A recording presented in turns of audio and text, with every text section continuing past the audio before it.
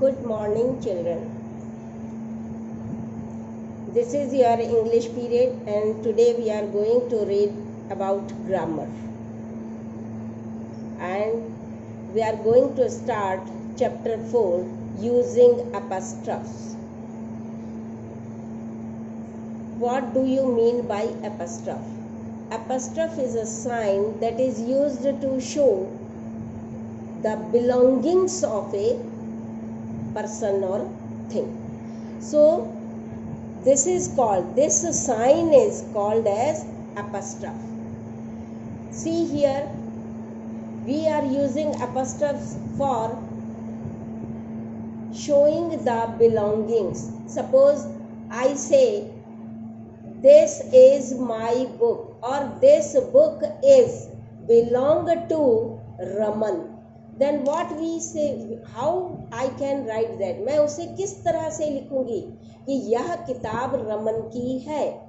The book is belong to Raman. तो रमन की किताब है, कैसे शो करेंगे? तो हम ये एपस्टफ लगाकर ऐसे एस लिखेंगे.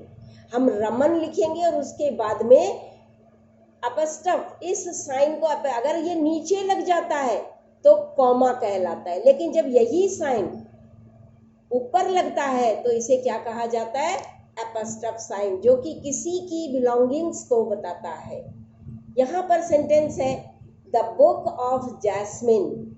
जैस्मिन एक लड़की का नाम है और यह बुक यानी यह किताब किसकी है? यह किताब जैस्मिन की है. तो हमने लिखा जैस्मिन्स बुक, यानी जैस्मिन की किताब. यहाँ पर है कि यह किताब किसकी है? जैस्मिन की है. यहाँ लिखा हमने कि जैस्मिन की किताब. अब दूसरा सेंटेंस दिया गया, द पेन ऑफ टीचर.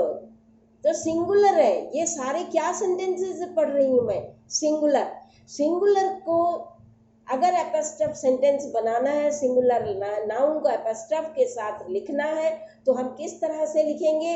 हम सिर्फ उस नाउन के बाद कॉमा लगा एपस्ट्रफ लगा देंगे. कॉमा कहाँ लगता है? नीचे. एपस्ट्रफ कहाँ लगता है? ऊपर. तो हम क्या लगाएंगे? एपस्ट्रफ. तो जिस प्रकार यहाँ दिया हुआ है, the book of Jasmine, Jasmine's book, Jasmine की किताब. The pen of teacher, teacher's pen, अध्यापिका या शिक्षक की pen. The hat of Priya, Priya की टोपी, तो प्रियाज हैट. ये हमने सिंगुलर के साथ लगाया है, इसलिए एस के पहले अपस्ट्रफ आया है. किसके पहले आया है? एस के पहले. अपस्ट्रफ लगाना है एस के साथ. तो जब हम अपस्ट्रफ एस लिखते हैं तो इसका अर्थ हो जाता है कि यह उसकी चीज है. Use of apostrophe with plural nouns. Plural noun के साथ में, ये तो सिंगुलर था, एक वचन के साथ. अब हम अगर बहुवचन के साथ लगाएंगे, जैसे टीचर्स, तो टीचर्स के लिए हमने क्या किया? देखो यहाँ एस के पहले अपस्ट्रफ साइन है, लेकिन यहाँ एस के बाद अपस्ट्रफ साइन आता है. देखो बेटा, प्लूरल में एक रूल है, उस रूल को आप लोग ध्यान में रखिए. यदि प्लूरल में एस है लास्ट में, तो अपस्ट्रफ एस के बाद आएगा. हम ऐसे नहीं लिख सकते कि टीचर्स फिर अपस्ट्रफ फिर S. No, that will be wrong. हमें लिखना इस तरह से है, टीचर्स लिखकर और अपस्ट्रफ लगाकर फिर अगर एस लिखते हैं, दैट इज कॉल्ड रॉन्ग. क्योंकि एस के बाद में हम अपस्ट्रफ नहीं लगा सकते हैं. हम प्लूरल में ऑलवेज एस के बाद ओनली अपस्ट्रफ लगाया जाता है, लेकिन सिंगुलर में अपस्ट्रफ के बाद में एस लिखा जाता है. ये आपको ध्यान में रखना है. जब भी सिंगुलर होगा अपस्ट्रफ के बाद एस आएगा, प्लूरल होगा तो अपस्ट्रफ एस के बाद आएगा, ओनली अपस्ट्रफ लगेगा. अब यहाँ हम पढ़ते हैं, द हॉस्टल ऑफ बॉयज, यानी बॉयज, बॉय सिंगुलर होता है, लेकिन बॉयज यहाँ क्या हो गया? प्लूरल. यहाँ भी देखो एस है, तो लास्ट में एस होने पर अपस्ट्रफ एस के बाद ही लगता है, पहले नहीं. अब हम पढ़ते हैं सेकंड सेंटेंस को, children, the houses of children. Children क्या है, चाइल्ड का प्लूरल है, लेकिन देखो इसमें एस नहीं आता, नहीं आया है, तो हम यहाँ एपस्टफ लगाकर एस लगाएंगे।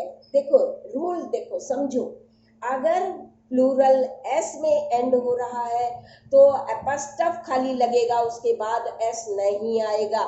लेकिन अगर प्लूरल शब्द एस से एंड नहीं होता तो उस समय अपस्टफ लगाकर एस लगेगा। वही रूल फॉर्म करना होता है जैसा कि हम सिंगुलर में करते हैं।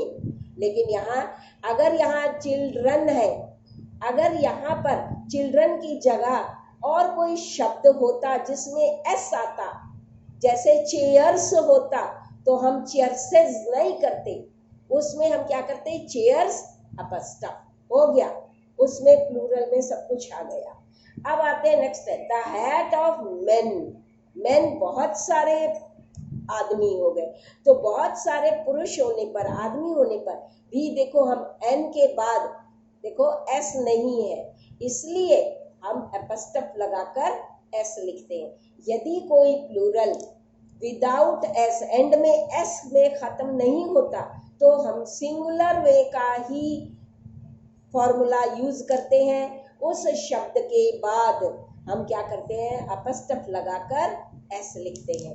जैसे यहाँ द हेड्स ऑफ मेन, तो मेन्स हेड्स यानी आदमियों की टोपियां। इस प्रकार ये जो लिखाई है प्लूरल में स्पेलिंग को चेक करके उसके बाद ही अपस्टफ को प्रॉपर यूज करना चाहिए।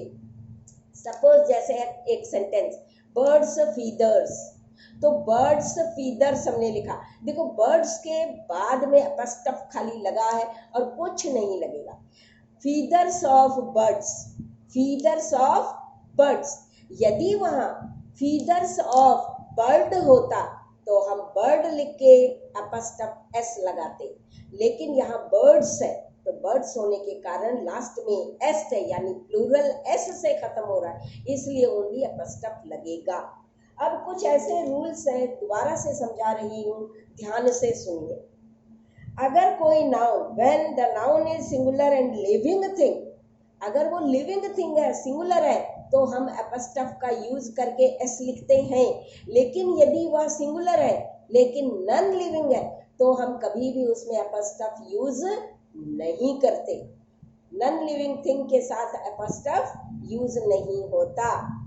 जैसे अगर हम लिखेंगे कि the cover of book, cover of book, तो हम कभी भी नहीं करेंगे books cover, that will be wrong. हमें क्या लिखना है, बुक कवर, बस ये करेक्ट होगा। लेकिन अगर हम बुक्स अपस्टफ करके लिखेंगे कवर तो वह रॉन्ग होगा, बिकॉज नॉन लिविंग थिंग्स के साथ अपस्टफ नहीं लगाया जाता है, यह आपको याद रखना है। उसके बाद में है कि अगर हमारा सेंटेंस है, प्लूरल है, लेकिन वो एस के साथ उसका एंड नहीं होता, तो हम उसमें अपस्टफ लगा के एस लिखते हैं। ये चीजें आपको याद रखनी है। और अगर प्लूरल है और एस के साथ एंड हो रहा है तो हमें अपस्टफ खाली लगाना है, एस नहीं लगाया जाता। और अगर कोई टाइटल दिया हुआ है और वो बहुत सारे शब्दों का है तो उस समय कैसे होगा, जैसे मान लो हम लिखते हैं कि chief minister, residence of chief minister, तो हम क्या लिखेंगे, chief ministers residence, chief ministers residence, ऐसे नहीं लिखेंगे चीफ्स रेजिडेंस मिनिस्टर, रॉन्ग होगा। क्या लिखेंगे, चीफ मिनिस्टर्स रेजिडेंस, ये आपका करेक्ट होगा। मिनिस्टर के बाद अपस्टफ लगकर एस लिखा जाएगा। और यदि कोई दो है, कोई शॉप का नाम है जैसे प्रिया एंड रेणुका, तो हम उस समय कैसे लिखेंगे, हम लिखेंगे Priya and Renuka's shop, Priya and Renuka's shop, क्योंकि ये दोनों का नाम मिलकर, हम प्रियाज एंड रेणुकाज ऐसे लिखने की जरूरत नहीं, डायरेक्ट पहला नाम एज इट इज और सेकंड नाम के बाद में हम अपस्टफिक एस लगाकर लिखते हैं।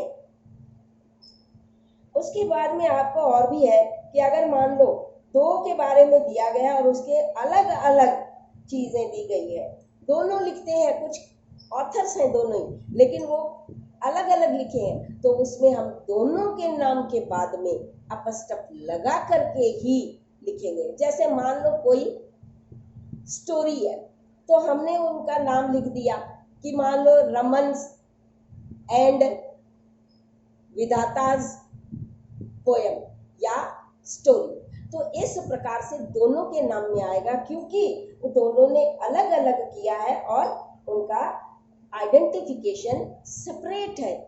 हम अगर बोलेंगे रमन्स की स्टोरी या पोयम दीजिए तो रमन की ही मिलेंगी, और अगर हम कहेंगे कि दूसरे की जो स्टोरी है या पोयम है, विधाता मैंने जो कहा, तो विधाता की यदि पोयम और स्टोरी है तो विधाता की ही मिलेगी, रमन की नहीं। इस प्रकार हैं दोनों स्टोरी लिखने वाले, दोनों पोयम लिखने वाले, लेकिन उनके जो आर्टिकल्स हैं वो अलग अलग हैं, तो इसलिए अलग अलग आएगा। फिर आपका क्वेश्चन उठेगा, मैडम वो क्यों एक है? क्योंकि वो उन दोनों का एक ही चीज है, एक ही कॉमन है दोनों की। एक अगर हम कहेंगे हमें शॉप पे जाना है, तो जिसका नाम हमने लिया उसी की शॉप पर पहुंच जाएंगे, ये नहीं है कि हम दूसरे की शॉप पर पहुंचेंगे।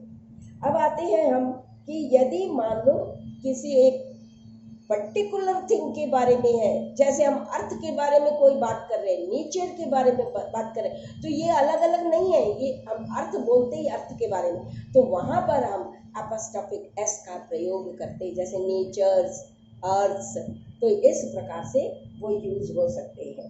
और यदि कोई समय बताया जा रहा है, समय बताने पर भी अपस्ट्रॉफिक एस लगाया जाता है। जैसे मान लो हम कहते हैं इंडिपेंडेंस डे, तो हम क्या कहते हैं?